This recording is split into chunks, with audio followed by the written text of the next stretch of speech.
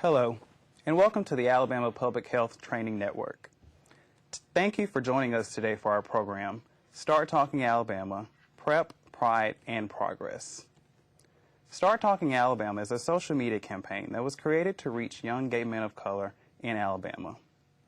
If you have a question about anything being discussed today, please call or email during our broadcast. The phone number and email address are on your screen now and will appear again later in the program. Also, the handouts, sign-in sheet, and evaluation are all available online. You will need to register for this program in order to access those materials.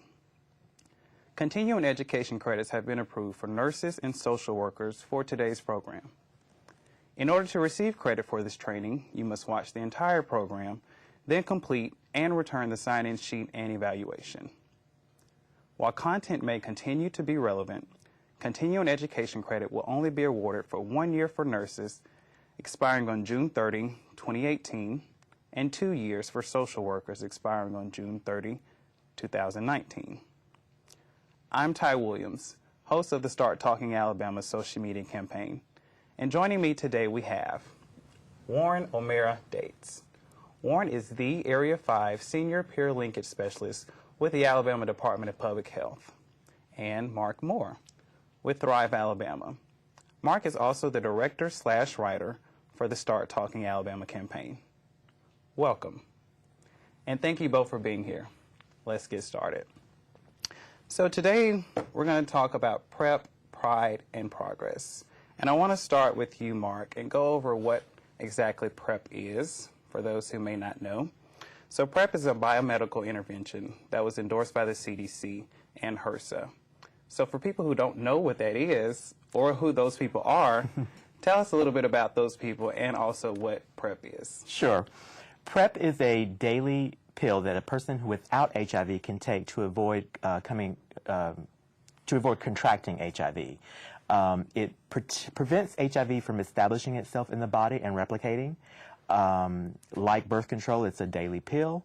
It's made up of, currently in America, Truvada, which is a HIV drug, and it's been approved for use as a preventative for about 4 or 5 years, and we've been using it in Alabama for about 2 years.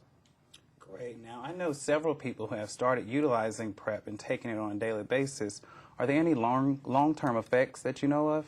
Well, no. It's because it's been used as an HIV medicine for so long. It's a proven medication. There are minimal side effects. Many people, when they first begin PrEP, might have some stomach issues. The potential for long-term side effects are kidney or liver disease, but part of the regimen is that you go to your doctor or your provider every 3 months and have extensive tests done for sexually transmitted infections, HIV infection, and kidney and liver function. So they are continually monitoring your process to make sure that there aren't any adverse side effects. Great. Now, I know there is some stigma and some discrimination that possibly can be related to taking this drug.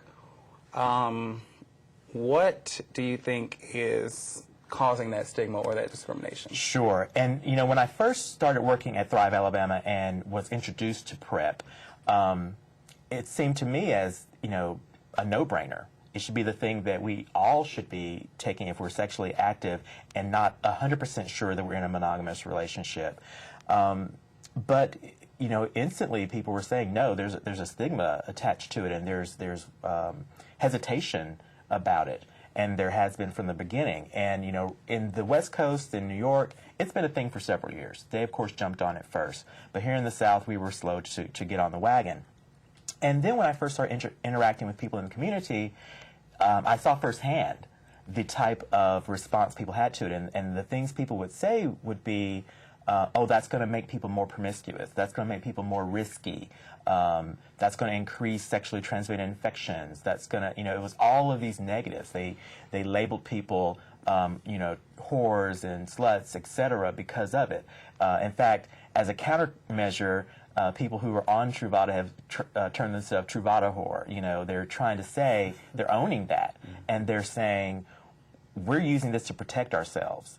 And And when we look at things like the increase of sexually transmitted infection rates, it's not the rate that's increasing, it's the diagnosis of that rate, because you're coming in every 3 months to get tested. So it's kind of a benefit in that way too. People who might contract an STI over the course of a year are now being able to get into care and eliminate that quicker because they are now being tested every 3 months as part of the PrEP regimen.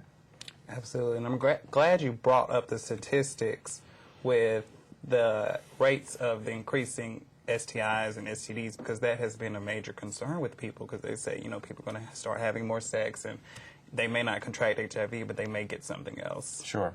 So what are some, actually I want to go back to when you said the South is getting on the wagon. So when I hear about PrEP and I hear about everything and I hear the channels you have to take to get there, the first stop, I guess, outside of making the decision will be to have a physician or visit a physician.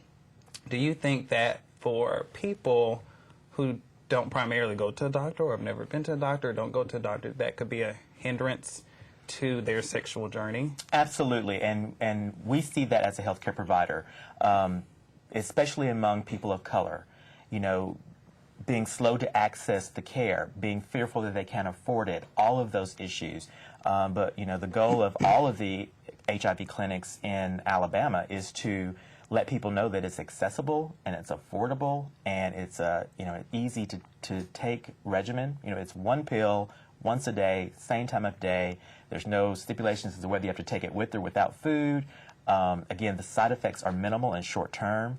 And between insurance or prescription drug programs or provider assistance, there's just lots of ways for it to be affordable, almost free in some instances. So it's really something everyone should really kind of overcome whatever personal hurdles they might have and fears they might have, and explore it and see, is this for me? And get involved with it, because, we've dealt with HIV and AIDS for decades now.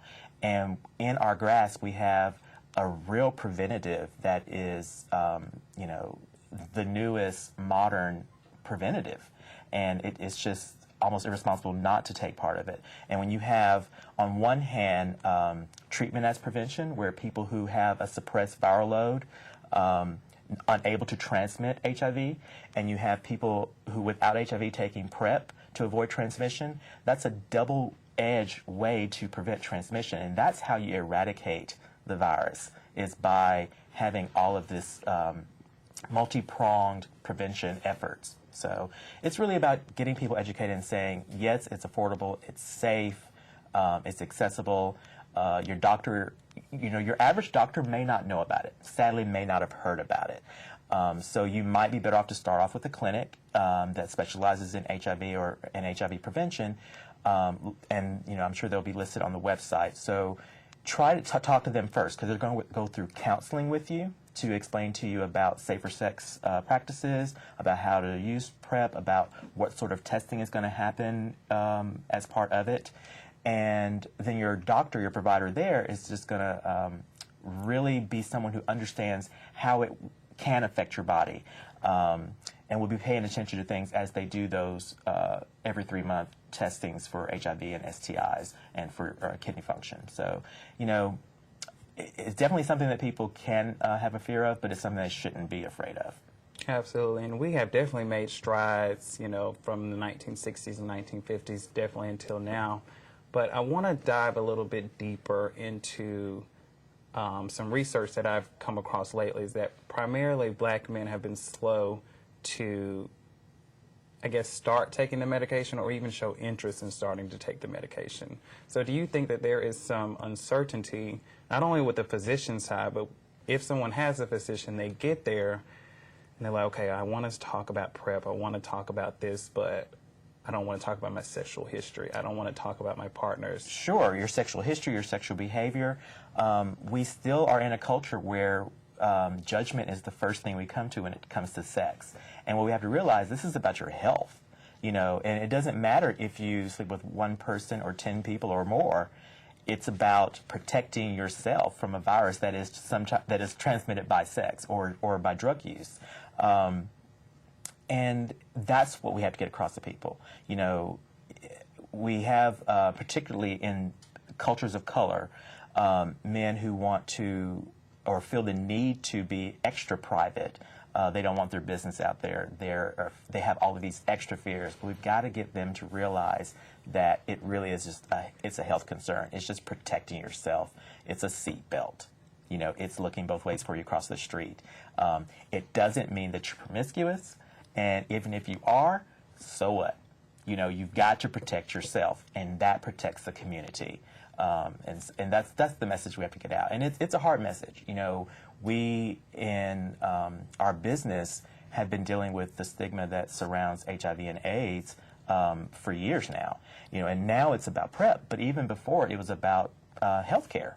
You know, how many people of color have we lost who have HIV and it has advanced to AIDS just because they don't go to their doctor?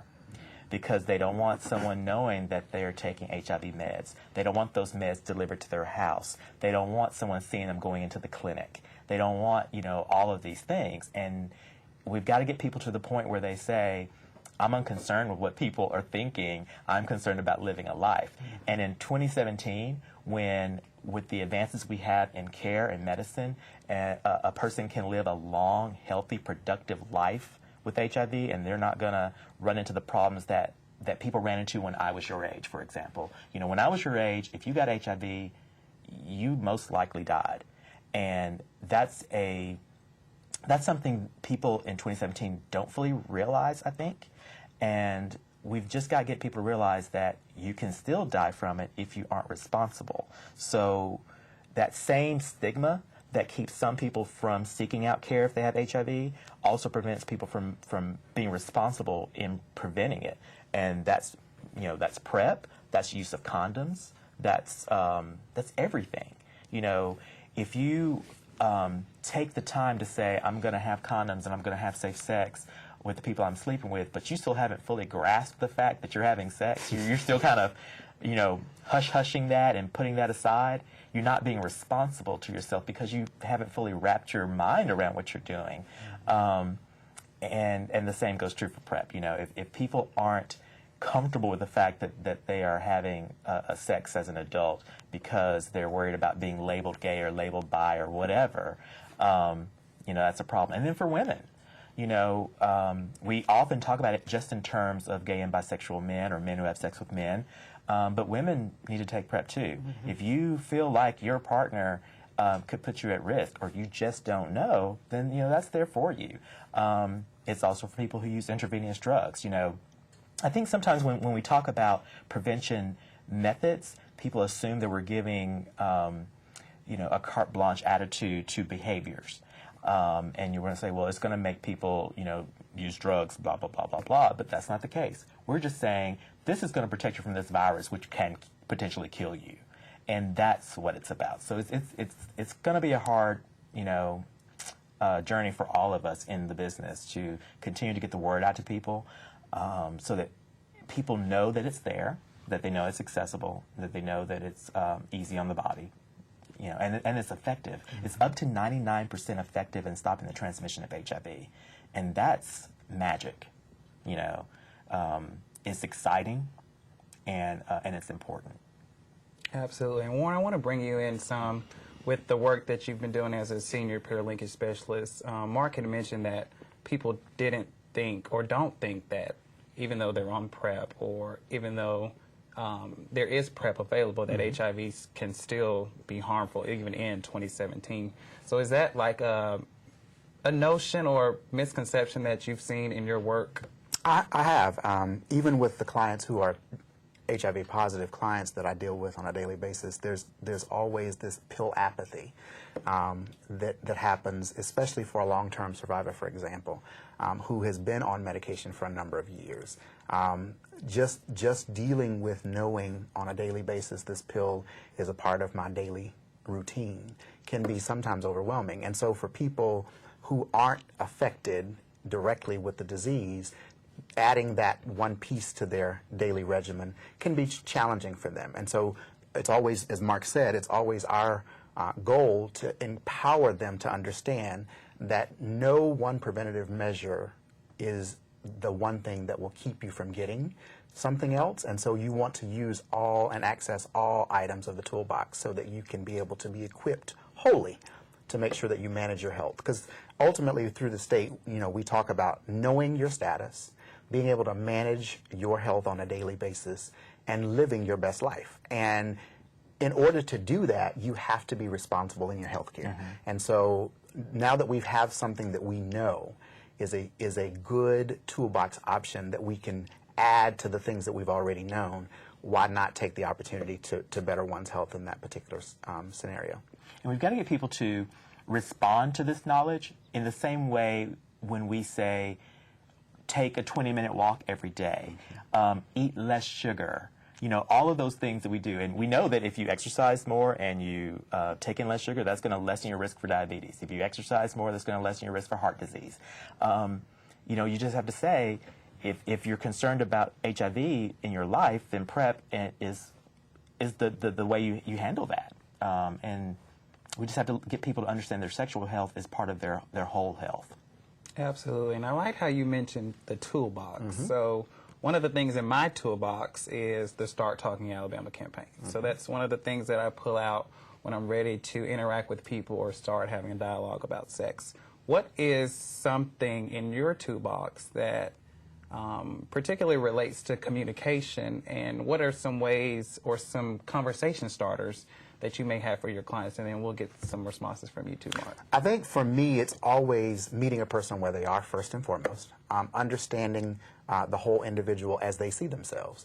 And so when I initially meet someone or engage someone, it's basically to get to know them for who they are, because we're not the disease that we may be affected by. We are an individual. We're a human being. And so I think once we empower people to understand that we're there to engage them human to human, and then if we so happen to need to engage them to inform them about medical interventions, then we do that. But once we gain that confidence, then we're able to, in my experience, offer up what toolbox options that are there for resources that they may need to be able to go and grab a hold of in the community where they're being served.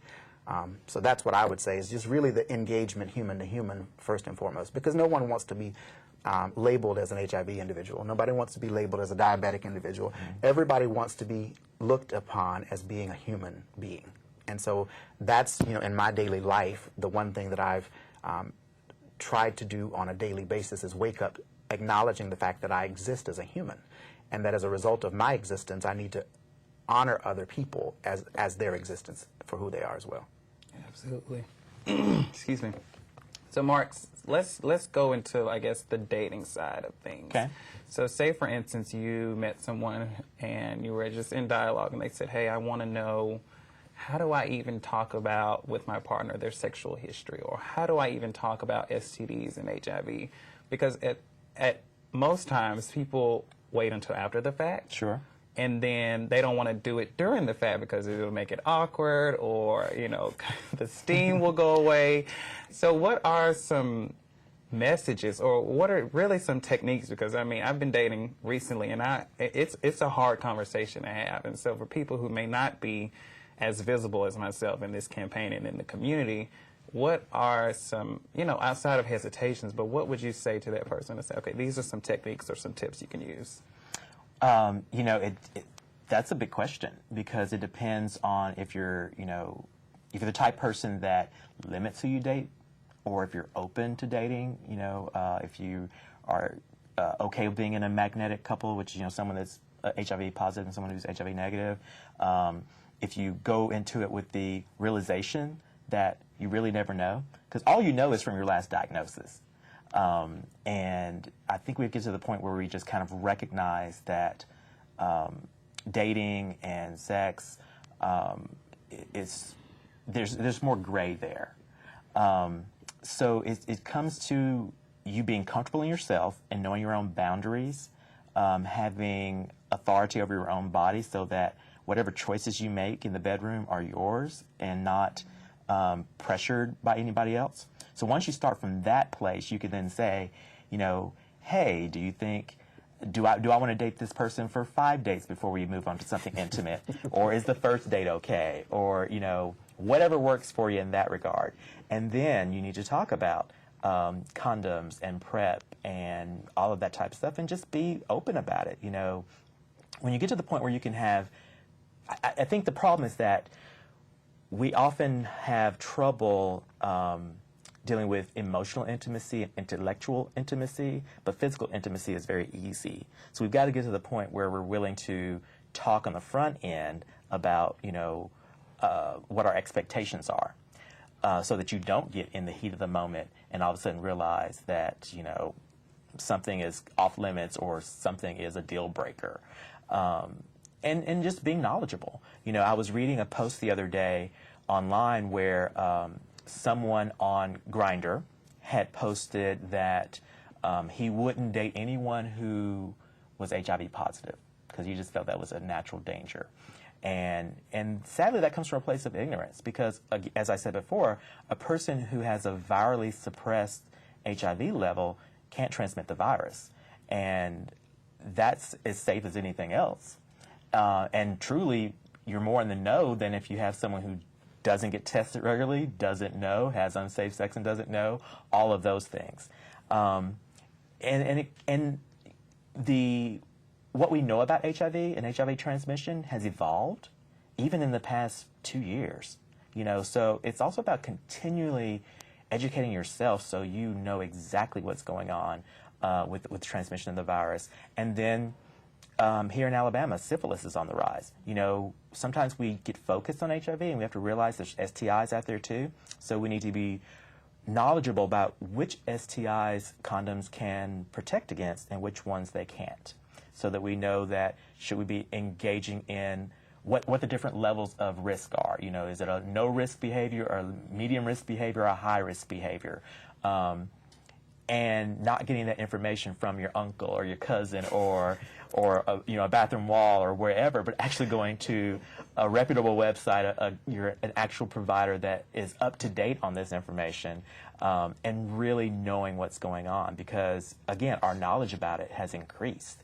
So I would say, you know, when you get to the point where you're talking about that on an actual date, you know, you got to be confident. And you got to say, here's what I'm comfortable with when it comes to intimacy and safe sex. Where are you? And just let them, you know, do it. And then come from a no judgment place, you know, and just figure out if you both are on the same page, then you can move forward. If you're not on the same page, then you have to see, can you get to the same page? And then if you can't, then that's when you separate. But even if you are on completely different pages about it, there's no judgment there. You just say, okay, we look at this differently, and we're not a match. You know, we're not compatible in that way. And I think that's a big thing, because whether a person is more liberal or more conservative in their ideas about it, I think we all have a hesitation to be fully honest about that, for fear that we're going to be rejected because of our approach to it. And we've got to get people to say, you know, this is all I'm going to do, or this is all I'm comfortable with, and not being worried that they're going to be rejected or criticized because of that. So, you know, that would be my recommendations. And I will personalize it. You know, being a person living with HIV, when I became responsible about the disease after knowledge of having it, it took some time to even acknowledge the fact that I was even dateable. And when I did get to a point that I could embrace the fact, because I understood enough about the disease, that I'm able to have a loving relationship just as I was before the fact. Like Mark said, it became a boldness within me that if you were not going to accept that piece of me, I didn't need to spend another date around you. So it became a part of my every first date conversation. And that was when I was aware of whether or not someone was willing to get to know the whole of me, and that means whatever it means, and likewise. And so I think to everybody's, to Mark's point, everybody has to do it in their own said way, but communication is essential when you're getting to know someone, particularly when you're going to give them the most sacred parts of who you are, and that's your sexuality. So, yeah, I think it's an individual piece, but you must empower yourself to communicate, to know that if you're going to engage someone else sexually, you need to be able to understand what they're bringing to the table, just as they need to understand what you're bringing to the table. And I think we also have to recognize that fear will be a component of it. You know, even in, you know, someone with the most knowledge can still get in a real life situation and say, okay, I know I've been told that this works. I know I've been told that this is okay, but this still scares me a little bit. And being okay with that. Right. Being, you know, saying, okay, this is going to take me a little bit longer if I'm interested in pursuing this further. And you know, I think people have to be willing to recognize that about themselves and be patient with themselves. I agree. I agree. I think it's great that you brought up, you know, your hesitation with what you deemed your dateability. And we've come through so much progress as a society when it comes to acceptance and, you know, self-loving and affirmation. And I want to kind of transition the conversation to progress and what we've conquered, you know, along the way since 1960 and 1950s.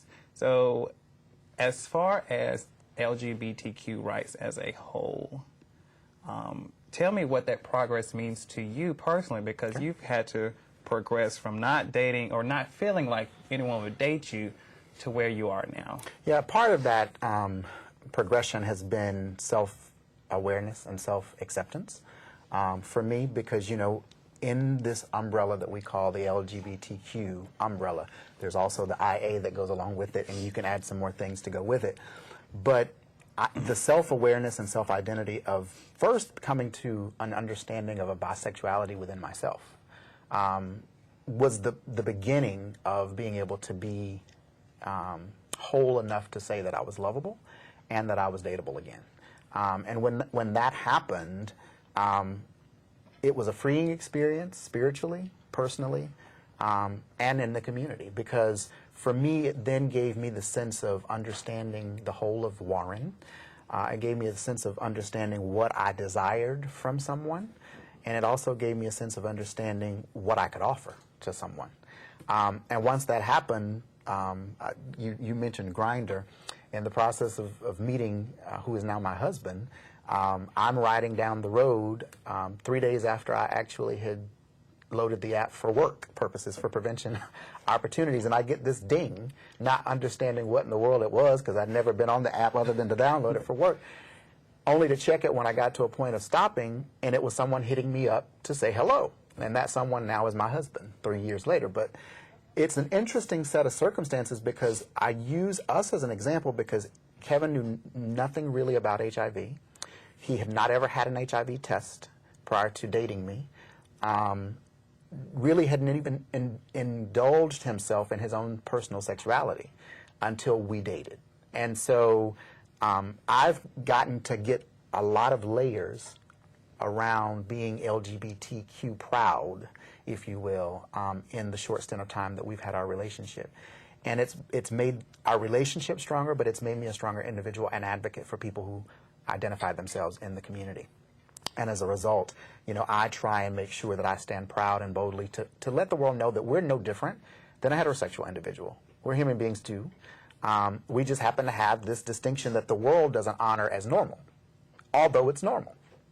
And we'll get there, as we've done with everything else a long time. We'll get there. Fortunately for me, in my lifetime, I got to see marriage equality as an LGBT identifying person. And so shortly after it became a national opportunity, I got the privilege of being able to say that I am married. And it's an interesting scenario to think that I'm 9 months in it already, getting ready to celebrate my 1 year anniversary. So yeah, it's been an interesting road since I learned in my history lesson of LGBT in the late 70s around an acknowledgement of the movement across the country in particular, that we're fast forwarding now 40 years, and we've gone from a socially unknown identity to one that's now identified and constitutionally legal. So I can appreciate where we've come in such a short stint of time, because not everything that we've changed in this country happened in 40 years. It took some centuries and some decades. Absolutely. And with Thrive Alabama, how does being an advocate for you feel? Because I oftentimes get asked, you know, why are you so visible? Why do you want to be an advocate? Why do you want to work in this community? And, you know, my answer is very short and sweet. So for you, what does being an advocate feel like for you, and how does that reflect in the people that you are in conversation with? Sure. Well, when it comes to Thrive as a healthcare organization, our goal is just to bring better healthcare to more people. And, we've spent the past 29 years providing primarily HIV care, and we've expanded beyond that and have more growth plans in process. And as part of that, it's just been important that we treat the whole person. So it's not just about the disease, but it's about helping people feel comfortable in their own skin, recognizing that their families are a part of this journey too, celebrating their achievements as well. And now that we have, marriage equality and insurance and all of these great things that really just a decade ago were wishes, is exciting. And so, and personally, I was at the movie theater not too long ago, and I glanced over and saw these two lesbians just snuggled up on each other in line to get popcorn. And it struck me because they were doing so with zero fear and garnering no attention. And I remember when that just wouldn't have happened in Alabama. And sadly, there are still many places in America where that still can't happen. So even though as a community, LGBTQ people have experienced great triumph through marriage equality, we still have so far to go in changing hearts. I'm so glad that we've gotten to the point that we have. Numbers now say more than 50% of people are in favor of gay marriage. They're understanding now that workplace discrimination is a problem, et cetera. And people are also realizing that the struggles of any one group, whether that be a group of color or women or gays or whatever, really does impact the whole community. And as we deal with something like healthcare, that's the same approach that I go with. When we talk about why is it important to provide health care for this person over here who has HIV, if you think HIV is not a part of your life, it's because that person's health affects the community. And if you aren't taking care of that one person's health, then that person can infect someone else and someone else and someone else until that someone is someone you love. So, everything that we do for the individual affects the community, and that's whether it's a social issue or a health issue. And that's the thing that we try and get across at Thrive, is that, affecting the individual positively affects the community greatly. Absolutely, and I'm glad you mentioned workplace discrimination, because that was actually the direction I was going in, because we've made a lot of progress and people have, acceptance. But do you think that when we have these sensitivity trainings and cultural competency trainings, that some people may go through those trainings and say, okay, well, I'm just going to go through the training just because I have to? Or, some people are very resistant to authority. So Sure. when like a boss or a department head comes in and say, hey, we have to go through this sensitivity training, they may not take heed to. So what I'm asking is it a double-edged sword? Is it a positive, or is it a double positive?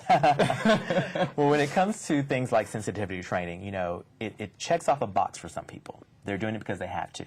And that's okay, because they still need to know what's right and what's wrong, so that if they are corrected, and when they're corrected, they can't claim ignorance.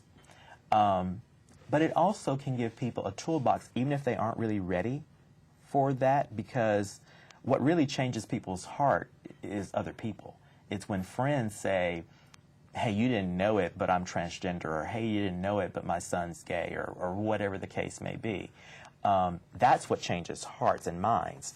But a sensitivity training gives people the vocabulary they need to understand when someone in their life can approach them with something that's personal. And so that person is not having to educate them on top of sharing something personal. Right. Right. And I'm glad you mentioned earlier, Mark, that when something affects one person or one group in a community, that it affects everyone. And this will probably segue into our next topic when we talk about pride. But even there are sometimes even I've noticed here in Alabama that even though we're supposed to be together, we're still culturally divided. So I want you to share on that, Warren, because I know between you and your husband, you share two different cultures. So shed some light on that. So I do have a biracial family. I'm, of course, African American, and he identifies as white. And he's Irish in descent. So that's a really interesting paradigm for us, just on its top layer. But it's there have been challenges, not just geographically, but even our families. You know, there have been the challenges of some of my family embracing him because he is a white male, and vice versa. Some of the challenges that he thought he would face because I was a black male, entering to their family. But you know, I don't tell this story often, and I'm about to tear up as I think about it. But I think back to the story that he was most apprehensive about sharing his relationship with his grandmother. And her death was sudden. We didn't know she was going to be ailing, and in 90 days she basically passed from the day that she went to the hospital. But he was afraid to share with her that he not only was with man, but he was also with a black man. And he got a chance to see her before she passed and shared that with her. And she looked at him and she said, as long as you are loved the way your family loves you, nothing else matters to us. And I hold that dear because that was something that my grandmother shared with me years ago, before I even came to understand that I was the bisexual man that I am. She always knew I was different. She always saw some difference in me, so to speak. But she always said to me, baby, remember that regardless of what people say, as long as whoever you choose to be with loves you the way family's supposed to love you, we don't care about anything else. And so that's, if I could share a message of pride with anybody, being able to have self-love and to be able to focus on self-care, that you can then be empowered to love on others the way that you want to be loved. If you can get to that point in life, that's ultimate for me. You know, that's ultimate. That was the ultimate redemption. It had all grown purpose at that point, because then I became whole enough to be of service to the community, as I had called myself for years. Thought I had been of service to the community, but until I got to that point of complete love and acceptance of self, I really was parsing myself as a service to the community. Absolutely, and it's so ironic that you mentioned, you know, your grandparents, you know, the deep connection that you have with that family pillar, because there are reservations with you tell someone in your family, okay, not only am I gay, but, you know, I'm dating this race or that culture, and it's almost like people are unable to relate. So Mark, shed some light on that. I know at Thrive Alabama, you're up north in Alabama, and so I'm sure with the geographic differences, there have been some times where cultures have been unable to relate to each other. So there's some divide and there's some difference. So shed some light on that.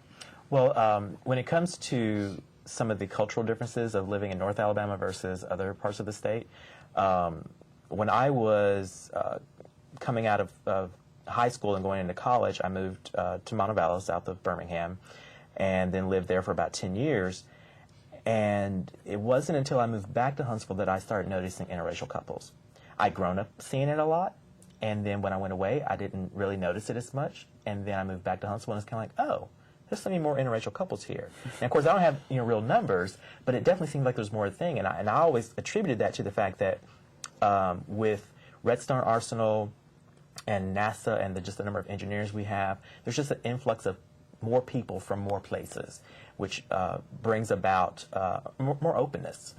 And, our state's still really conservative in a lot of ways, but in general, the country's just getting better about cross-cultural, and that could be across religious boundaries, just learning more about different people. My partner and I often were recently talking about something that we are learning about, and that's this new generation's gender fluidity.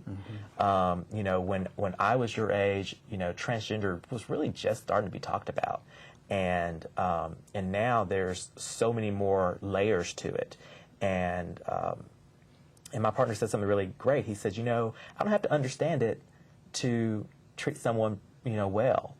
And I think some of the things that we all get tripped up on is feeling like we have to fully understand something to have empathy and to have respect, and that's not the case. And I think that when, you know, some straight people trying to figure out how they feel about gay people, they're coming at it from a stance of, I don't understand it. You know, I don't understand how two men could do this. I don't understand how two women could do this, blah, blah, blah, blah. And that's not what it's about. It's just about, you know, treating the people that you interact with in life like people, just like what you said earlier. And then as we in the gay community are at this stage of this cultural shift and seeing this new group of people from the transgender and gender fluid groups, and as there's just new terminology coming out, you know, there's a lot to take in, and what we have to remind ourselves is you don't have to understand everything to still love people and treat people well, and you know, when I grew up, you know, culturally, I only knew black people and white people and 2 girls from India. That's all that was in my school. I'd never met anyone that was Jewish or Catholic. You know, I lived in a really small bubble, and lots of people are still in a small bubble. And what we have to recognize is that it's okay to push on that bubble, and it's okay to pop that bubble and start meeting people who are different from you and finding out what's similar and what's different about them, and celebrate that and be excited about that. So that's kind of how I approach, you know, differences in culture and what we do, because it's exciting. I'm always excited to learn something new about someone that's different. And I think also too is that people, I mean, for example, there's 3 African American men up here, but we have very different backgrounds and experiences, and there isn't one culture. And I think sometimes we look at people and assume that there's a, you know, one size fit all, especially as we start meeting and getting more cultures in America, and we start looking at these things that we aren't familiar with, and we start assuming that everyone of that particular tone or shade or that particular religion is going to be the same. And we have to recognize that, you know, in the midst of that cultural beauty, there's still individuality, and it's about finding that balance and enjoying it.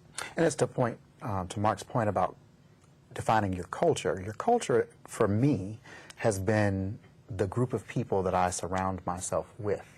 It doesn't necessarily look like the same race of people that I come from, but it's the diversity that I choose to engage with on a daily basis. And as a person who does the type of work that I do, if I were one that didn't have an openness to different cultures, it would pose a barrier initially for me engaging a client, because I'm not willing to accept them for who they are. And we are all different, and we all have different cultures based on lived experience. To your point, Mark, coming from Gadsden, Alabama, that's a town of about 48,000 people. That's not the world. Obviously, there were barriers around what I had seen until I moved to Birmingham and beyond. And the more I pushed the wall to go to a different border or to a different country or to a different community, only then did I begin to see that I could really have a larger worldview than had been shaped for 12 years when I lived in Gadsden, Alabama. So I think it's incumbent upon all of us to make sure that when we say we get up to be a part of this world, we have to be willing to embrace the world view of the world and not our own ideology and our own theology about what our community has been conditioned around us to teach us, because it's so much broader than that. And, you know, you brought up East Alabama, and so when Thrive opened a clinic in Albertville, we made a conscious decision to staff it with bilingual people, because there's a high number of Latino people in Albertville, and so we wanted to have Spanish-speaking people there. But that's not the end of reaching out to a culture, because, you know, just because that person speaks Spanish, some of the words can be different if they're from Mexico or Puerto Rico or, wherever else they might be from. And their cultures are also going to be slightly different if they are, first-generation American, second-generation American, from, immigrant from somewhere, very recently. All of that affects things. And I went to a marketing seminar about marketing to Hispanic people. And it was, done by a wonderful Hispanic lady, and she really made a point to talk about the fact that there are going to be differences depending on where these people are from. And we can't just translate something and call it a day and think we've just done all that we can do. We really have to kind of say, okay, what is it that's making, that we can help in communicating what we are putting out there so that you understand it better and so that you are open to it. Do you look at family different? Do you look at religion different? Do you look at colors differently? What is this? There's so many layers to it. And guess what? You're not going to get it right the first time out or the second time. It's always about the intent and the action of trying to get out there and figure it out. But it's another exciting thing that we do. Absolutely. It sounds like y'all are doing some great work there. And I want to know from you, as we transition into the next topic, being a part of Start Talking Alabama as the director and writer, what does that mean for you, and how has that impacted your life? And then we'll turn to Warren and get some more insight on the campaign as well. It's been so much fun. And what struck me immediately was, and I know Warren will agree, you hosts are all in your early 20s. And Warren, I'm 46, and Warren, I think, is around my age. 41. Yeah. And, there were just phrases that we just thought were, part of the gay vernacular, and that you guys had no clue about. And it was disconcerting at first. And I thought, oh, wow, I've become an old man. It's happened. And then there were, and then there were also attitudes that were different. Socializing is different. We came from an age before the internet where you went out to clubs and actually talked to people, and there wasn't an app for every taste, and the community wasn't as segmented either. It's just a different world, and what it's being part of Start Talking has just been great for me to kind of see that, to learn that from being around you young guys. That's been super fun. And then also as a team, as we prepare the topics that we talk about, whether it's when we came to Montgomery and talked about the civil rights and the Southern Poverty Law Center, and when we talk about PrEP, when we talked about stigma, when we had the guys come on and as a round table and talk. It's been all these different ways that we've tried to approach what we do that's just offered this really great wealth of knowledge and wisdom. So that's been fun. And then from the technical side, we also continue to try and do it differently.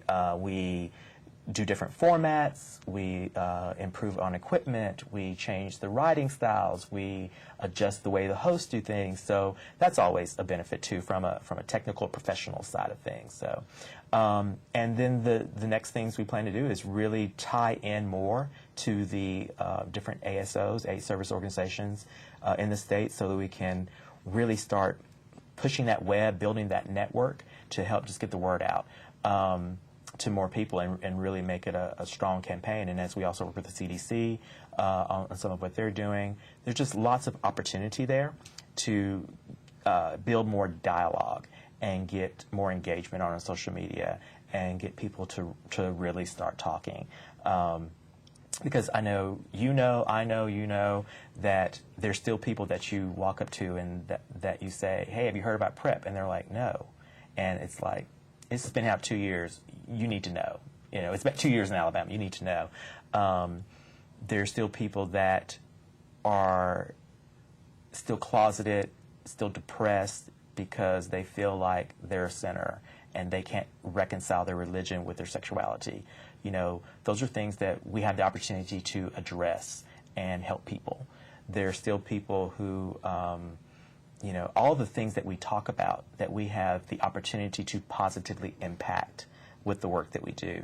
And I just know that there's going to be a lot more that we're going to do to help people. Absolutely. I'm so excited to see what's coming next. So Warren, tell us a little bit about where we are, where we've come from. Okay.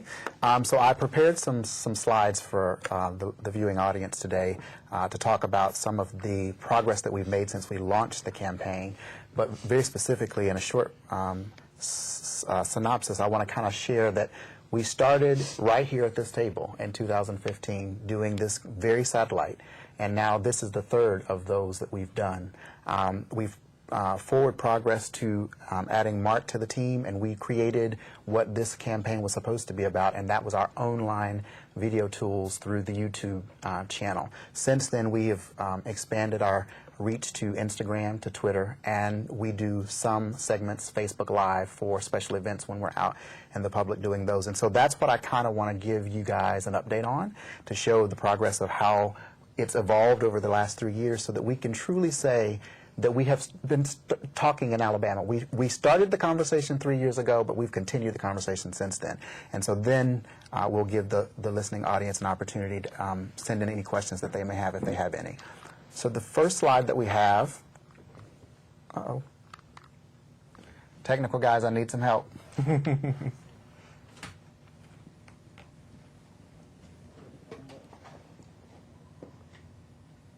Sorry, you all. My slide presentation is down. There we go. So since we started the campaign, ADPH has had its own state website for as long as the Bureau has been in existence. But specifically, the data that you're going to see for the next couple of slides specifically deal with the HIV/AIDS division portion of the website. So we launched this campaign June 1st of 2015.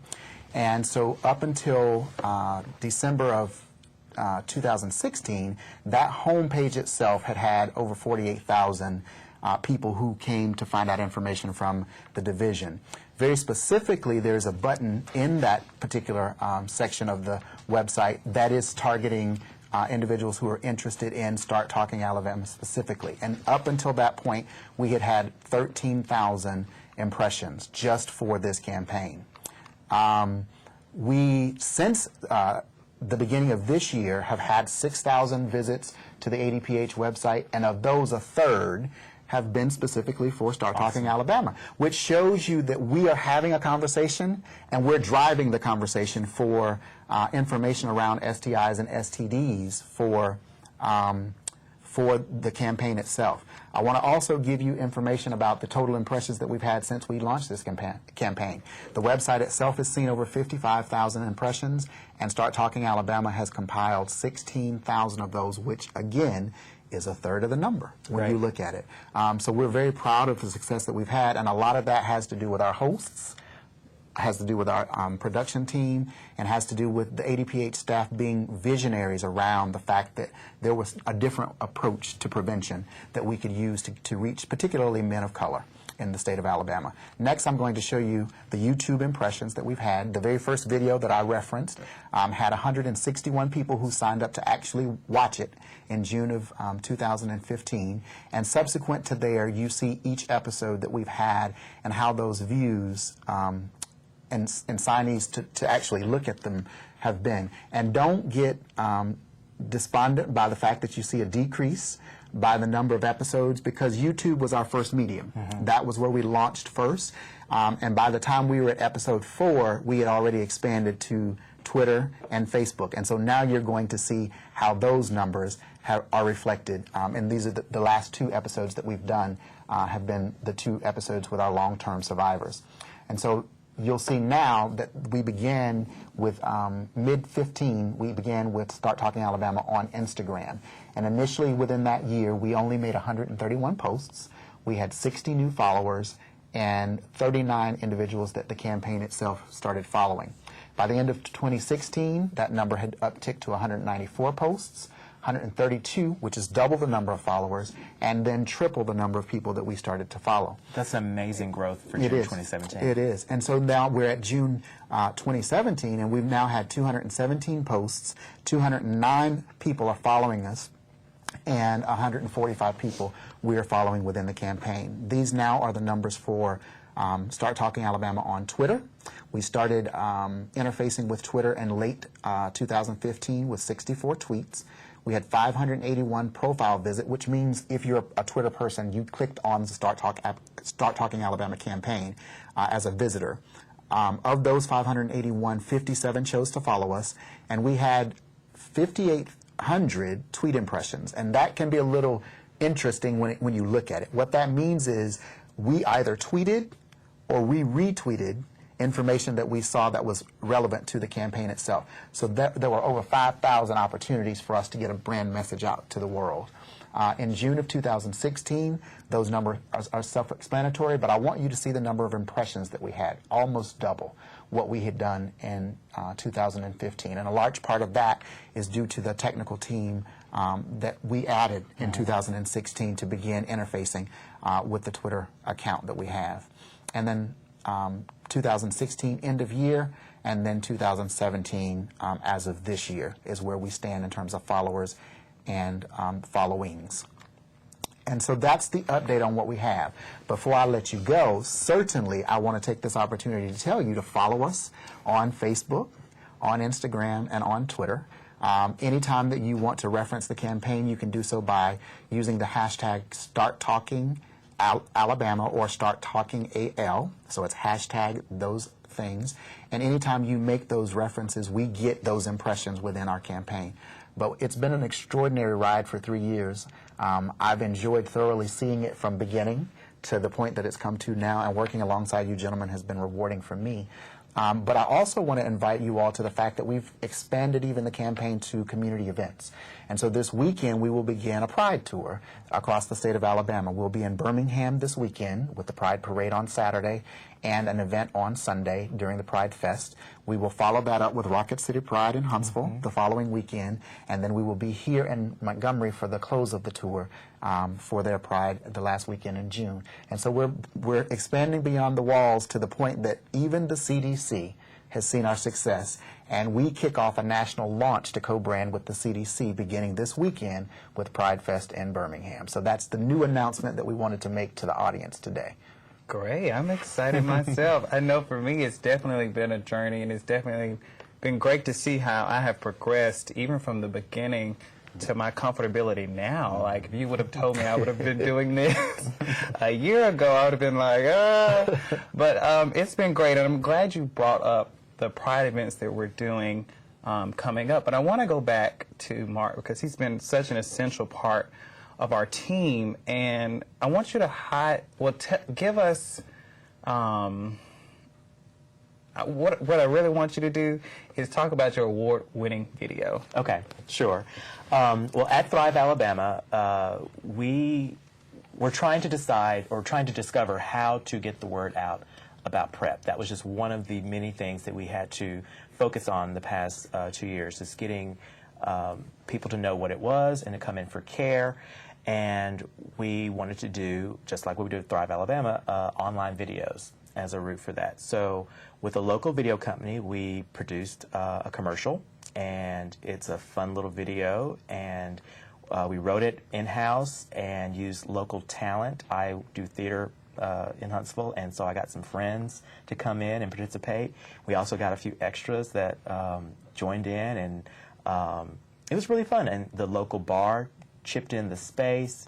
It was a great team effort. I think we have it so we can take a look at it.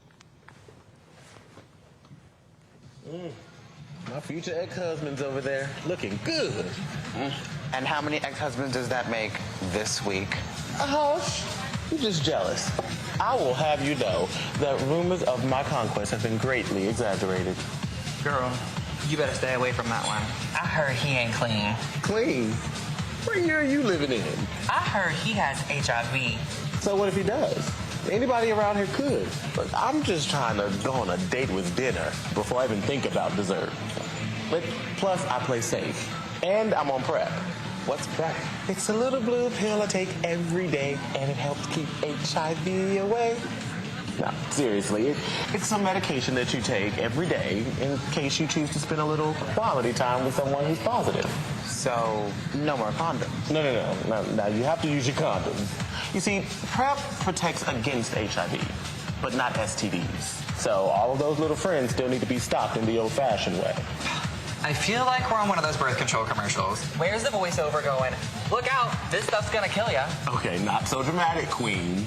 For the first week or so, I had stomach issues. After that, no serious side effects. And I go to Thrive, Alabama every 3 months. They check my liver and kidney functions to be sure that I have no serious side effects. This really does sound like one of those commercials. Maybe I should look into getting on the PrEP. Yeah, you should. Just check out Thrive, Alabama's website. You get on that, and I'm going to get some of this.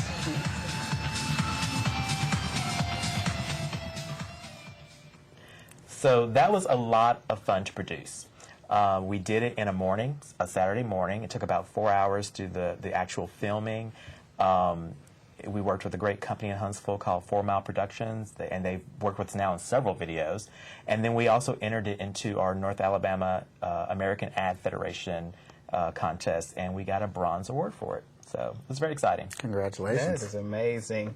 And I want to circle back, Warren, to when you were giving us some statistics and facts about the Start Talking Alabama campaign. I think it speaks volumes that when you first sat down and had the conversation in June 2015, it speaks volumes about what that month means. Mm-hmm. So now, June is LGBTQIA Pride Month.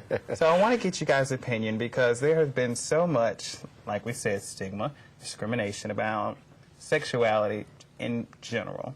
So tell us your opinions on having pride as a person and then also having that sexual liberation to enjoy pride as a community. Well, I liken it to Black History Month. As an African American in this country, you're proud of your heritage. And being a member of the LGBTQ community, I have a reason to be proud of my sexual identity and my orientation in that regard. And so being able to nationally celebrate for 30 days, I have issues with that personally because I think it deserved a 31 month, but we'll take that up on a different point. But June's a great month because, one, it's summer. We oftentimes get pigeonholed into bubbly people as members of the LGBTQ community, which we are. Most of us have really outstanding personalities. Don't be alarmed to find out that there are some of us who don't, but because we're just regular individuals. But I think it's awesome that we do set aside a month in this country that we give our community the opportunity just to celebrate existence. Because again, we've not been around in a socially accepted way, but about 4 decades now.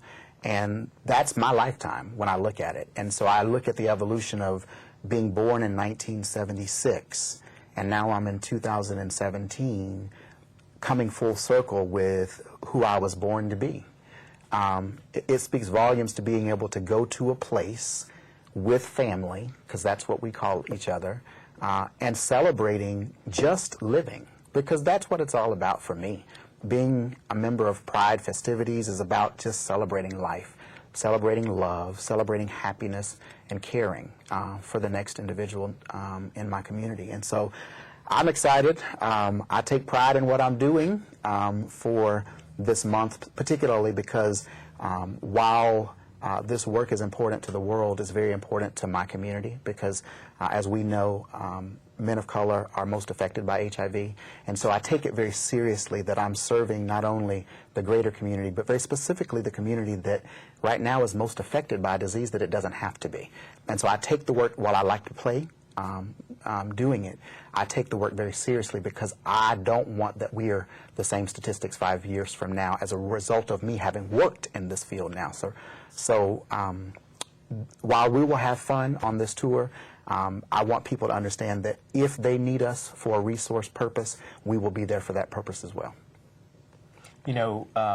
Years ago, someone asked me how I found it so easy to come out of the closet. And I said, because I do it unapologetically.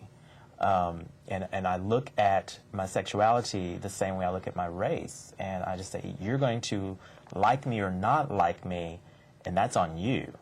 Therefore, I'm not going to hide. I can't hide that I'm black, so I'm not going to hide that I'm gay. And you're going to like or not like me based on me or your issues and your hang-ups, but it's not going to be because I'm afraid or I'm hiding. And that's just a power. And when you have that self-assuredness and that self-love and that power, you're just, you're more likable. You know, people gravitate toward that. And then it just also makes you more resilient to handle life when you do run into obstacles and hard-headed people. And when it comes to pride, you know, it's interesting because pride has evolved, and pride in Birmingham is different from pride in Huntsville. It's different from pride in Atlanta, from San Francisco to New York. You know, they're just, the scale is different. The reasoning is different, you know. For some, it's just a celebration, and for some, it's that very first step. And for some, they remember the history of Stonewall and the point where, as a community, we said we've had enough and we're going to push back. And as people of color, we know that struggle all too well, especially here in Alabama. You know, I was at the Civil Rights Institute about a month ago, and it's still such a powerful museum to go back and see what our parents and grandparents dealt with on a daily basis, and knowing that gay people from that same era dealt with a lot of the same level of discrimination. And we've all seen advances, and we can celebrate that when it comes to pride.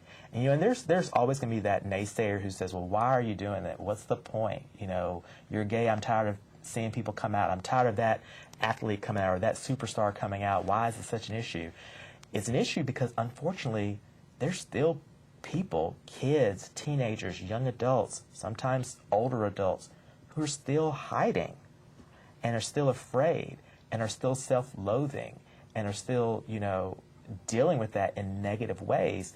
And if they can benefit from knowing that in June there's a pride that people are celebrating, that someone is able to come out, that someone's able to get married, that they're not alone, all of those things help, again, the individual. You know, that's the community working to help the individual, and that's important. You know, I was very fortunate not to have dealt with a lot of discrimination growing up, but that doesn't mean I can turn a blind eye to it or feel untouched by it, because it is still part of my world. And so, you know, I'll be at a couple of prides as well, doing my part to let people know about the health care that we offer, to be an out proud gay black man, to be with my partner, you know, all of those things, because I recognize that you don't know when 10 feet away someone's going to see you and be inspired by your everyday. And I think we take that for granted. You know, it's the little things sometimes that make the biggest difference. And someone can be inspired by just your everyday, the way you live your life. And so I live my life out and proud, and hope that you know, benefits someone around me. That's amazing. Now, I was not the one to bring up age, but you also mentioned Stonewall. Sure. So between the two of you, since you are so much older, just take us back to the history of what pride means, how it got started, and the significance of seeing, like you said, Warren, seeing that journey from being born in the 70s to regressing until 2017. Well, you know, when I was a child, around 10 or so, we only had 4 TV stations, and one of them had the TV show Donahue on. And Donahue was one of the first, he was like Oprah before Oprah was Oprah. And he was one of the first people to ever have gay couples on. And, you know, and as a kid seeing that, I recognized myself in that. But there was also a problem, because they were always white. And I thought, well, maybe I'm the only black gay guy. which is a hard thing for a little kid to kind of, deal with. And I was lucky that I was inquisitive enough that I would go to the public library and I would do research and I would read books.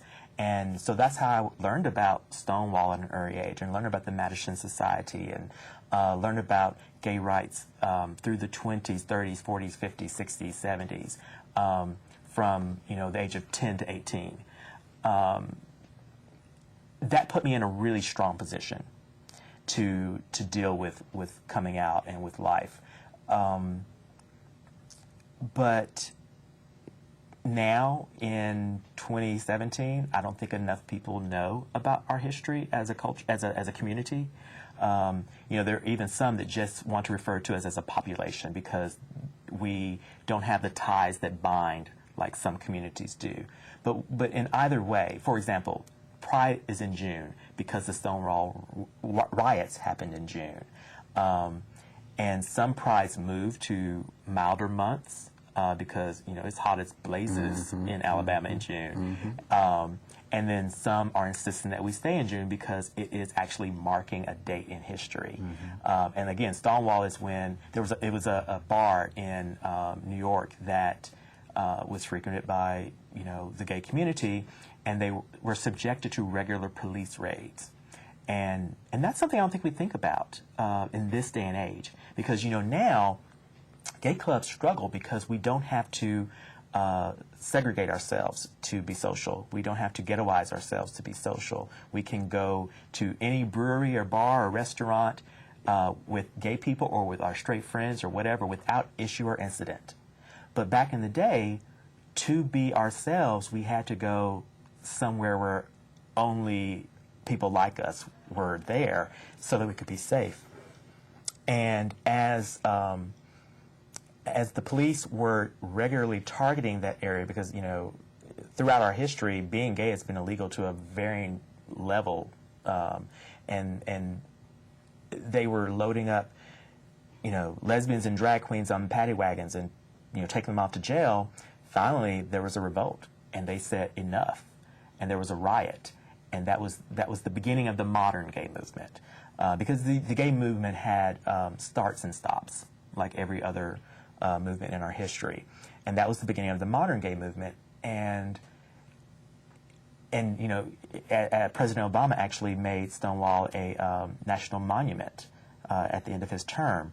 So it's important that our young gay people understand what came before, so they can help inform what's coming now. Because even though we just got gay marriage, we still have to deal with workplace discrimination and housing discrimination and things like that.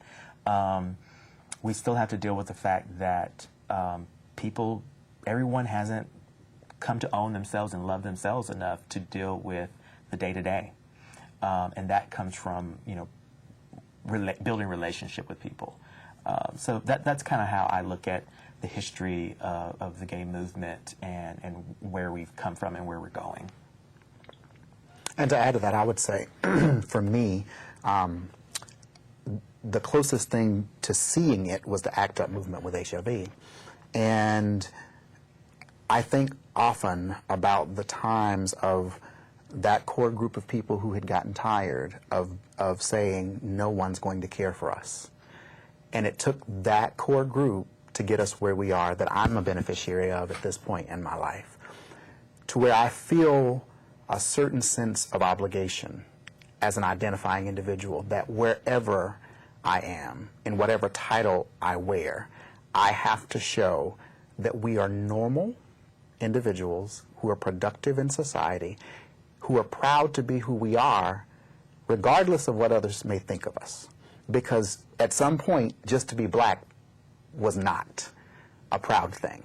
And we had to get to a point where society accepted us for being that.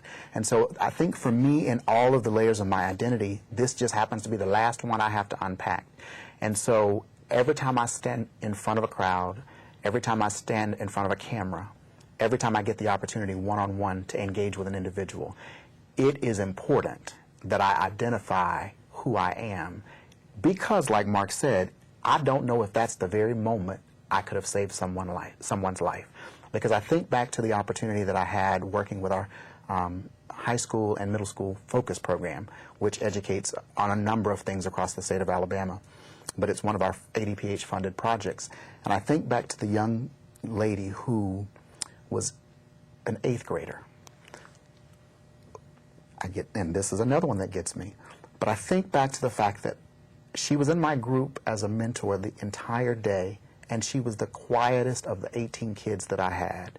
Never said a word, and people often wondered why she was so quiet. Even when we attempted to engage her, she wouldn't say a word. And she came to me as we were about to have the closing, and she said, "Can I talk to you?" And I said, "Yeah." She said, "You're the only person that I've ever known that's like me." And I said, "What do you mean?" She said, "I like girls, and I like boys. And I had a thought that when I left today, I was going to kill myself. And to the point, I had already written my survival letter to my parents to say my goodbyes." She said, "But because of the engagement of you being open, and because of you saying you were willing to talk to me, I have a reason to live because I know I'm not alone." And those are moments you can't capture. Those are moments you can't purchase. But in being authentic, you're graced with an honor and a privilege to be able to make a difference. And so if I can say anything to my community, it's to know that I love you. Just because you're you, I love you. And that's what's most important in my daily walk and my daily work. Wow. I think that's a beautiful way to end for the day. I know we're a few minutes early, but I want to thank everyone for tuning in today, and I want to invite you to visit the website, adph.org.